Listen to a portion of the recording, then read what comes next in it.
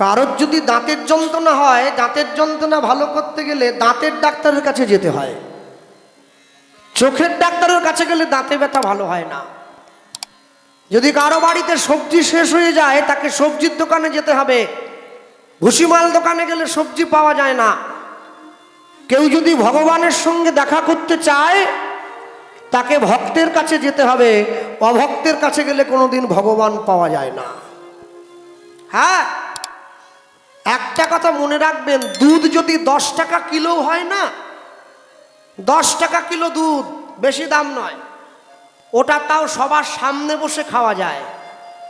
আর মদ যদি 1 লক্ষ টাকাও হয়, ওটা বাঁশ বনে গিয়েই খেতে হয়। এটাই হচ্ছে দুধের সঙ্গে মদের তফাৎ। ভালো জিনিসটা যতই ছোট হোক, ভালোটা ভালোই থাকে, খারাপটা কোনোদিন ভালোকে ছাপিয়ে চলে যেতে পারে না।